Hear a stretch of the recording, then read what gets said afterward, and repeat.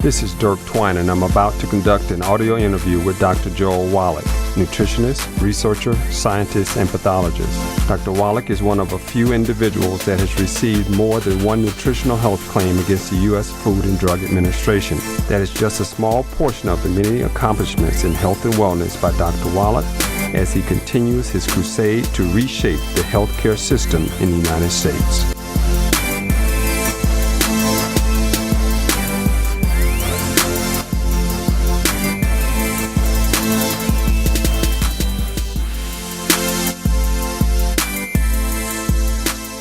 Hello, this is Dirk Twine speaking with Dr. Joel Wallach, the mineral doctor. Today, Dr. Wallach and I will discuss athletes and exercise. But first, I would like Doc to start and share with us a little bit about his educational background and his clinical experience with nutrition. Thank you, Dirk. The thing that makes my view different on health, particularly for athletes, is that I was an athlete. In high school, I wrestled and I played football.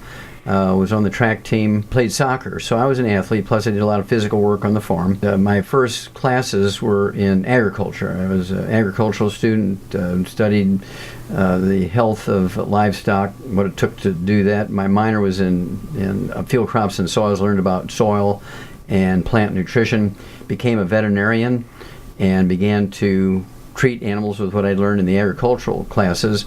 And I worked a lot, actually, with draft horses that did work and had different requirements than what I call pet horses, where you probably had a poor horse, you rode them once a year kind of thing, whereas opposed to a draft horse with plowed field and pulled wagons and things like that, they needed more. And there was signals when they weren't getting everything they need, called cribbing, which we can talk about. And then became a pathologist, a comparative pathologist, doing both autopsies on animals and humans. And then, of course, I became a physician. And in my residency days in 1978, so for 35 years I've been a practicing physician. Deal a lot with professional athletes of all sports, Olympic athletes, college athletes, high school athletes, grade school athletes, professional athletes, and have a sense of what they need. So that's my background. And I'm happy to say that we've been able to prove that with our supplementation program we can help them increase performance, and we're looking for them to be 100 years old instead of an average of 62. Yeah, well, I've known you for a while, Doc, and you got a lot more credentials than that. You're being very modest, but what I know of you, you're an author of nearly a dozen books on health and nutrition. You're a pathologist. You've done some work in genetics, biomedical research, many years of clinical work. You've just done so many things. I like to call you a super scientist, Doc. Thank you. When I tell people about you, I say Dr. Wallach's a super scientist. He's just done so many things, and I think your very background allows you to help so many different people, and to know things and to solve problems that other people can't solve. And I think that one-sided view that many people have, I like to think of you similarly to me in terms of by profession. I'm an engineer, and engineers by profession, we solve problems. And when I moved into the natural health arena, what I did was I used my engineering training to help me solve health problems. And so for me, I don't care how the problem is solved. I just want to get it solved. And so if that means using nutrition or using acupuncture or biology or any modality, I'm going to use it to help my customer or client get better or help myself get better. So I'm not prejudiced in one way or another. I'm just a problem solver just like you. Well, that's very good, because if you're prepared to solve the problem first and worry about the method later, as long as it's all legal and ethical, absolutely, and so forth, we're on the same page. Okay. Well, tell me a little bit more, Doc. You said you played some sports. I believe you even played at a college level for a while. Yes, I actually wrestled for the University of Missouri for 2 years until I was accepted into veterinary school and got married all in the same year. So that's priorities changed. Yeah, priorities changed, so I had to give up something. So rather than giving up my new wife, I gave up the wrestling. I was too small. I weighed 123 pounds. I wrestled 123 pounds, so couldn't play football. But in high school, I played middle linebacker for 4 years, lettered as a middle linebacker, 123 pounds. I played pulling guard on offense because we played both offense and defense back in those days at 123 pounds, and I learned how to take down 200-pound players who were either running backs or on offense. I was able to take back linebackers and tight ends and things like that, even at 123 pounds.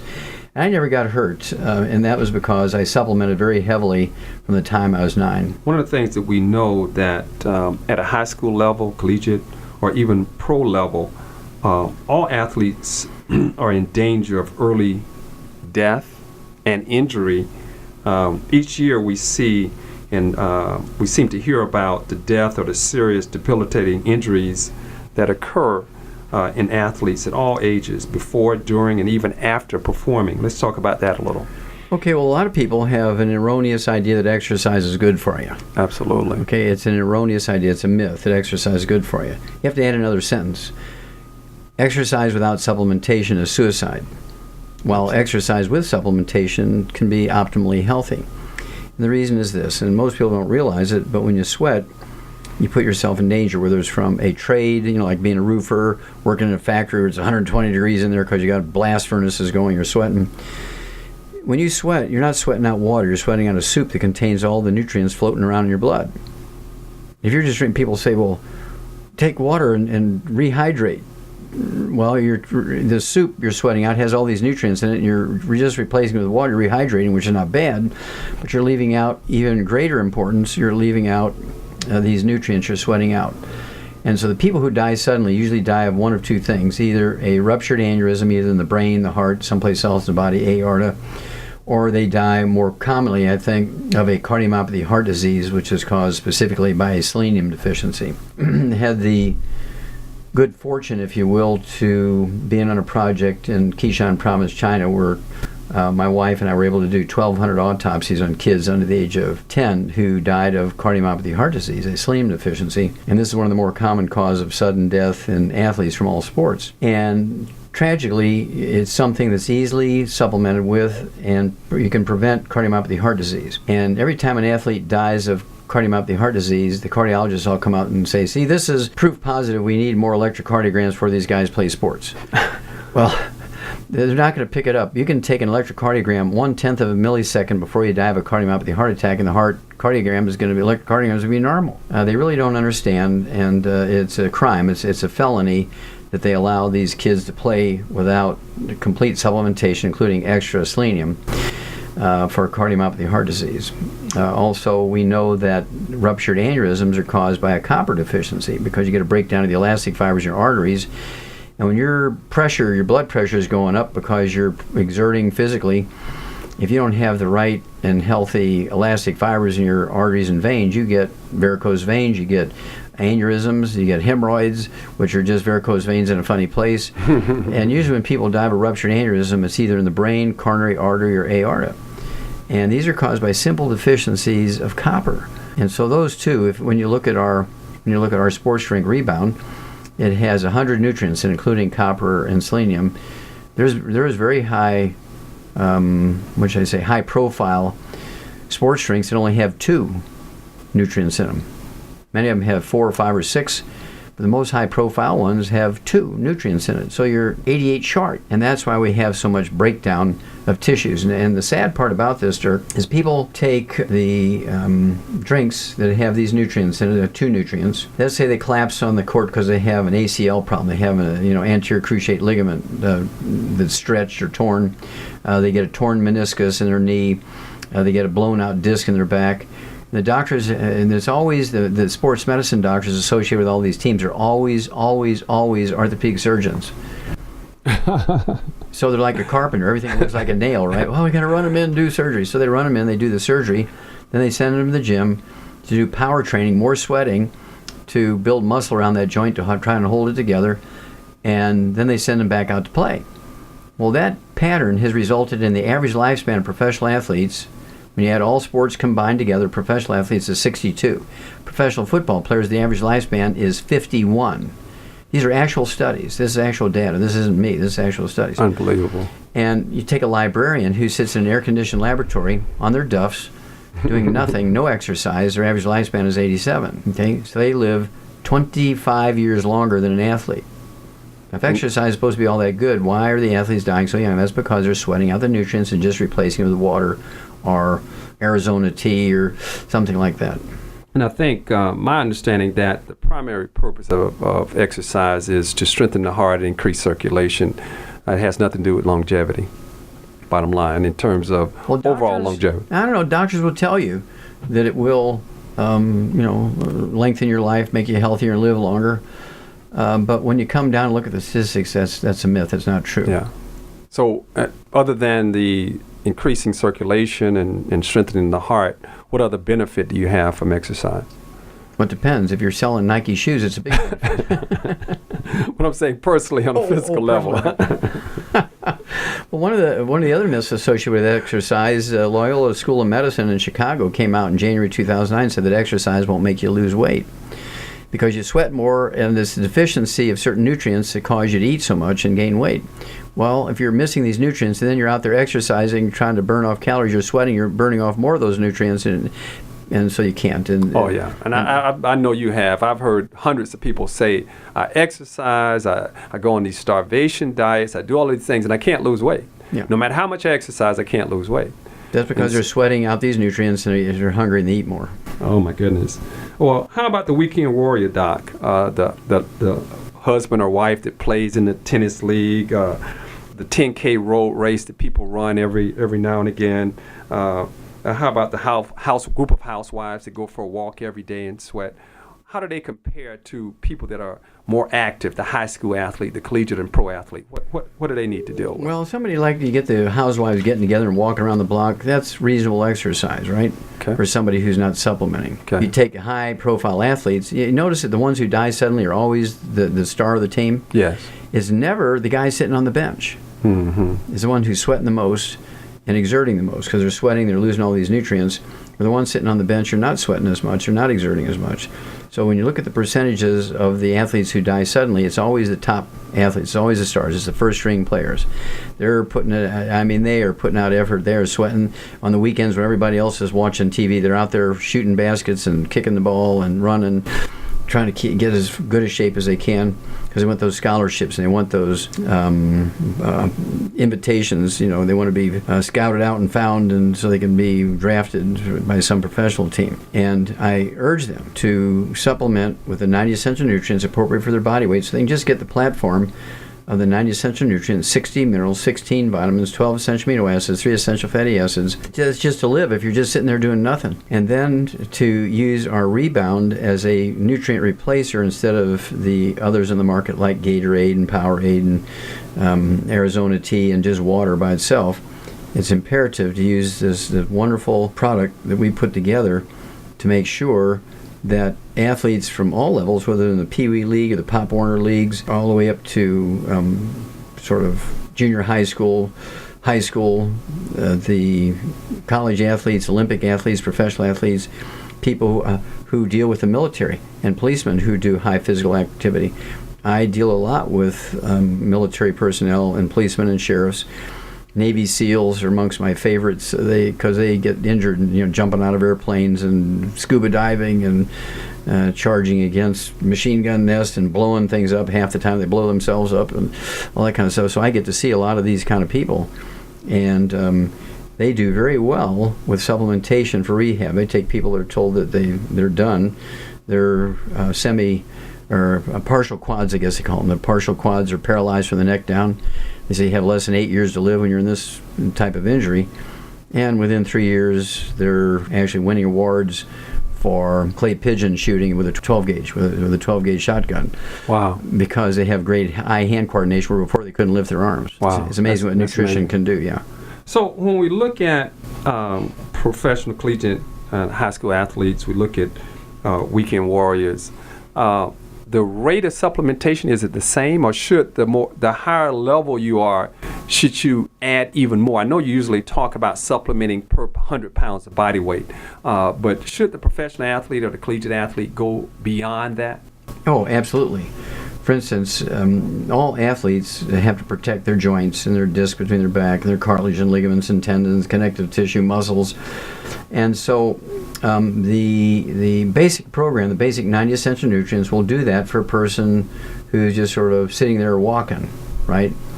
But if you want to protect your joints extremely well, better than the average bear, so to speak. You have to supplement with a secret sauce for cartilage, ligaments, tendons, connective tissue, and disc, which we have, and we call that the Healthy Bone and Joint Pack. And you do that. If you do that according to body weight, you will protect yourself as a high output athlete. And of course, you want to use the Rebound as a nutrient replacer, because you're not just sweating out water, you're sweating out a soup with all these nutrients in it.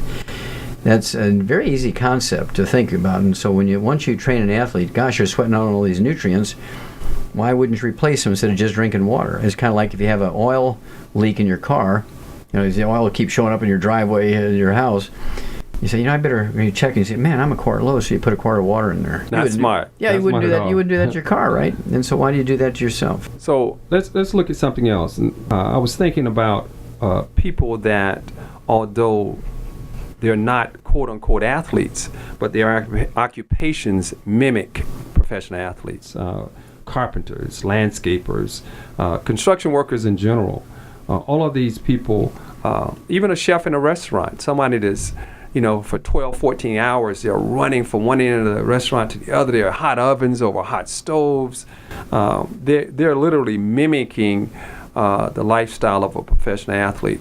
How should we treat them, Doc? Yeah, physiologically they are. Even farmers throwing bales of hay and all that kind of thing. Anytime you're sweating, if you're sweating, you are at the same danger as a professional athlete because you're sweating. Sweat is not water. Sweat is a soup of all the known essential nutrients. So you must supplement very seriously with the 90 essential nutrients. And if you're sweating, I would use the Healthy Bone and Joint Pack and then use the Rebound. I would say 4 to 6 servings a day, and you'll be amazed at how good you feel. You'll rest better. You'll be less susceptible to injuries. A couple of months ago, I was going up an escalator at the airport at Boston Logan Airport, and my briefcase, which has a long handle, got stuck in the machinery there. The wheels, I guess, got stuck in the machinery, and it literally catapulted me backwards. Now, I went down 100 feet. Wow. I'm going head first 100 feet. And all these people on the escalator, they're looking up, their mouths are open, they're kind of screaming and yelling. I'm going by them like a rocket. And I hit the bottom, and I bounced up, brushed myself off, and came back up the escalator. And all these TSA guys come running. Are you okay? Do we need to call someone? No, get away from me. Because, I'm 73 years old. Now, how many 73-year-old people could fall 100 feet on moving iron? I can show you the claw marks on my thigh because those metal steps, it clawed my thigh muscle because I didn't roll out of the way fast enough. It clawed my thigh muscle and my shoulder, and you can see the scars that it left on me by cutting through my meat. But didn't break any bones, didn't tear any tendons and ligaments. Do you know the impact that was? It was like getting hit by a car going 40 miles an hour, right? That's something amazing. Isn't it amazing? And I gave my lecture that night like nothing ever happened. So the years and years of supplementation is the key to that. Exactly. Absolutely. So let me ask you something about, let's compare these types of people we just talked about, the carpenters, the landscaper, the construction worker, to the high impact activities of a professional athlete, a collegiate athlete. What other precautions will the athlete have to take that, say, a carpenter, although very active and sweating a lot, he's simply out there using a nail gun these days as opposed to a hammer and cutting wood and doing those kind of things. He's sweating a lot, but he's not doing any high impact activities. So let's compare those kinds of people. Well, first of all, the basic rate of loss of nutrients will be the same. Sweat is sweat. Okay. Now, the high impact stuff, that's going to add extra wear and tear to those joints. And so I would add more of our secret sauce, if you will, that actually supports maintenance, repair of cartilage, ligaments, tendons, connective tissue, disc between the vertebrae, bone matrix, and bone itself. And so that's why I'd go with professional athletes, high school athletes, university athletes, Olympic athletes. I would go with the Healthy Bone and Joint Pack because it's got the secret sauce to maintain and repair cartilage, ligaments, tendons, connective tissue. As opposed to somebody who's sweating in a sauna, they don't have that impact in the cartilage and ligaments and connective tissue. Right? So, Doc, what category would muscle? I like the extra selenium. I would throw selenium in there. But I'm saying in terms of the areas of the body that you named, in terms of the tendons, ligaments, connective tissue, so where would that muscles be Well, considered? muscle is kind of held to the bone by tendons. Okay. Bones are held together with bone to bone, or held together by ligaments. Because it made me think about pull muscles and strain muscles. That's Yeah. why I thought about that. Well, sure. When you have pulled muscles and you strained muscles and cramps in your muscles, this is always due to nutritional deficiencies, always. And if you are properly nourished, the human body can stand an enormous amount of wear and tear impact as long as you're getting the raw materials for it to repair itself and maintain itself. And the shortcomings, again, come when you look at what these athletes drink. They pop the top off these bottles of water and they'll guzzle some water. And when they do that, so they're in danger there. Each year in America, we lose about 1,000 young athletes from water intoxication. Because what happens is when you, let's say you drink a couple of quarts of water very quickly, it will dilute out your potassium floating around in your blood, and your heart will stop when you don't have enough potassium. They die from cardiac arrest from a water intoxication. And the doctors don't understand that. And they say, we checked an autopsy and he died of cardiac arrest. But why did he have cardiac arrest? Well, we don't know. Well, did you test the potassium levels? No, go back. Well, there's zero. Well, that's why his heart stopped. But why was there zero? I don't know. Well, did he drink water before he died? Well, let's go look at the film. Sure enough, he's taken 2 quarts of water and diluted out his potassium. Let me talk also about some other things. I was just thinking about the short-term effects of these deficiencies and the long-term effects, because many times athletes will be injured. They'll sprain an ankle, pull a muscle, and they'll be out of action, say, for a few weeks. That's just a short-term thing. That is correct. Cramps is a very good example of a short-term effect. You'll see a game stop because the star player gets a cramp or a pulled hamstring or something. They send out the trainers and they massage them, and they put ice on it, and hopefully by the next quarter of the game or next half of the game, they can get them back in the game. And that's caused by a muscle cramp. This is mineral deficiencies, very specifically mineral deficiencies. And so these things are totally eliminatable. You think about it. Here these guys are getting paid these people are getting paid $5 or $10 million a game. If I was the owner of that team, I would make sure that every athlete had perfect nutrition, perfect supplement programs, perfect rest, perfect everything. Because I've got an investment of $100 million every year on that athlete. Absolutely. I remember back in the 70s hearing about some professional athletes that would smoke cigarettes on their water break. Just unbelievable, some of the crazy things that go on. Bad role model. Absolutely. But the short-term things, and as an athlete myself, I remember you will have these minor injuries and you will continually play, you will continually work out. But my question is to you, those things are adding up. And so long-term, 20, 30 years from now, we're looking at a person. If you live that long. If you live that long. That's going to have some serious problems because the body's been screaming at you, hey, your knee is injured because you're lacking some nutrients and you're not doing some things you need to do. Exactly. It's not just because you exercise. Well, that knee is acting like the red warning light in the dashboard of your car. And that red warning light comes on. Does that red warning light damage the car? No. It's telling you that there's damage going on because there's not enough oil, not enough coolant. There's something bad going on. That red warning light is, as the name implies, is warning you to do something. The same way when you get a cramp in your muscle, you get a pulled hamstring, you get tendonitis, you get bursitis, you get torn meniscus, you get a broken cartilage or ruptured disc. These are all red warning lights. At the level of activity that you're performing at, you're not getting enough supplements to maintain yourself. And you're going to have a game at a hot day. You're going to be doing doubles in August, getting ready for the football season, and you're going to drop dead. And they say, well, he didn't have anything wrong with him. Well, how did he drop dead suddenly? Well, you go back and you look. He'd had tendon and ligament problems 4 years before, had bone spurs 6 years before, had muscle cramps during the practice earlier that year. And so all these sort of things that seem relatively minor that you can ice yourself up, put ice bags on your joints and take a Aleve or aspirin or something and have the pain go away and play tomorrow. Although they seem relatively minor, they're the red warning light equivalent because you could wake up dead the next morning because you didn't pay attention to that red warning light. Oh, this is so unbelievable that of the millions of athletes that we have in America, that this is really not known. And it's taken so lightly. I think the sports drinks that's sold on TV and in convenience stores that are simply giving people a little burst of sugar so that they can get back out there and do a little bit more are really doing them severe harm.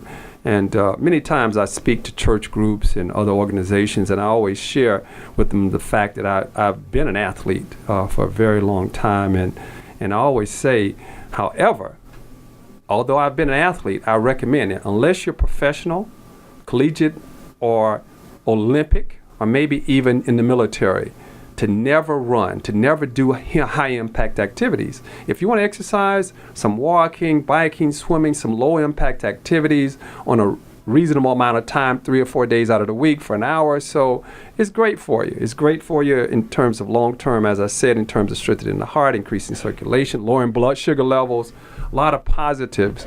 But you don't want to do that high-impact stuff, and you don't want to really stress the body unnecessarily when you're not getting paid for it.